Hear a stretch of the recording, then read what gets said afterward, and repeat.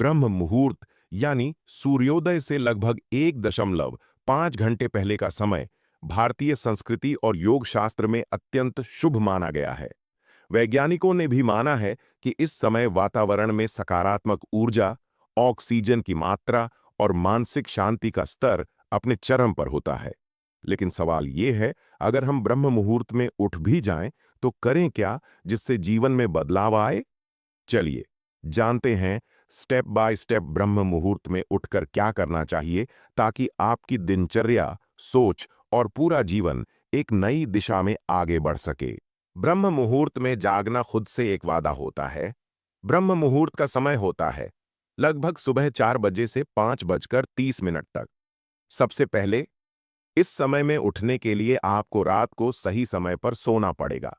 Mobile scroll करते करते 1 बजे तक जागते रहेंगे तो 4 बजे कैसे उठ पाएंगे? इसलिए पहला नियम, नींद को सम्मान दीजिए। रात 9:30 या 10 बजे तक सोने की आदत डालिए ताकि आप 4 बजे ताजगी के साथ जाग सकें।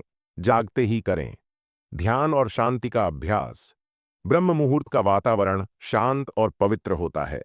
इस समय सबसे पहला काम होना चाहिए ध्यान, मेडिटेशन या मौन का अभ्यास। एक शांत कोना चुनिए, आंखें बंद कीजिए, कुछ देर गहरी सांसें लीजिए और सिर्फ अपने श्वास पर ध्यान दीजिए।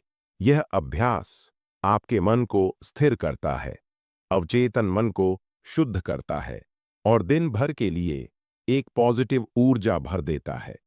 अगर मन बहुत भागता है तो कोई मंत्र या ओम का जाप भी किया जा सकता है।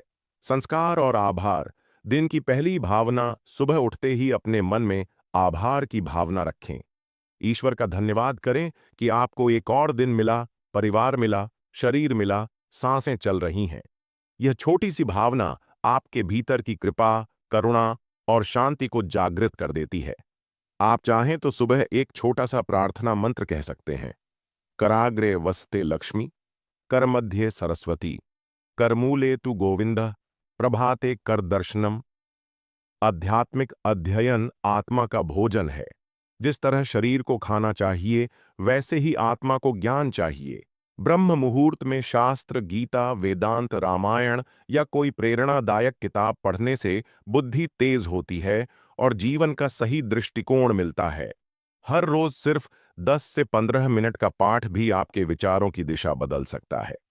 शरीर का शुद्धिकरण करने के लिए जल और योग जरूरी है। सुबह उठते ही सबसे पहले गुनगुना पानी पीना चाहिए, लगभग 1 से 2 गिलास। इससे शरीर की विषैली चीजें बाहर निकलती हैं, पाचन ठीक रहता है और दिमाग भी हल्का महसूस करता है।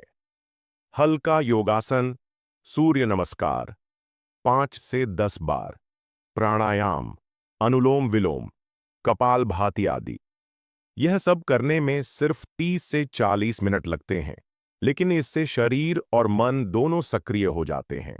प्रतिदिन नया सीखिए। ब्रह्म मुहूर्त ब्रह्म ज्ञान का समय होता है। इस समय दिमाग की क्षमता सबसे तेज होती है। कोई नई भाषा, नई स्किल या नई जानकारी आप जो भी पढ़ेंगे या समझेंगे, वो बहुत गहराई तक जाएगा। अगर आप स्टूडेंट हैं या किसी परीक्षा की तैयारी कर रहे हैं, तो ब्रह्म मुहूर्त से बेहतर समय नहीं। शब्द नहीं, कर्म बोलें, दूसरों से ना बोलें, खुद से जुड़ें। ब्रह्म मुहूर्त में कम से कम 1 घंटा बिना किसी से बात किए बिताना एक तपस्या है। इससे आप अपने अंदर की आवाज सुन पाते हैं, जिसे हम अक्सर दिन भर की शोरगुल में खो देते हैं। नियम बनाएं, क्योंकि कंसिस्टेंसी ही असली शक्ति है। सिर्फ एक दिन ब्रह्म मुहूर्त में उठने से जिंदगी नहीं बदलती, पर 21 दिन लगातार ब्रह्म मुहूर्त में उठने से आदत बनती है और 90 दिन में लाइफस्टाइल। इसलिए खुद को डिसिप्लिन्ड रखिए। शुरू में मुश्किल होगा, लेकिन फिर शरीर और मन इसकी आदत बना लेंगे। ब्रह्म मुहूर्त कोई चमत्कारिक घंटा नहीं, बल्कि एक स्वर्णिम अवसर है खुद को तराशने का। जब दुनिया सो रही हो और आप अपने शरीर, मन और आत्मा के साथ जुड़ रहे हों, तो यकीन मानिए आपका जीवन उन सब से अलग ही दिशा में जा रहा होता है। धन्यवाद। जय श्री राम।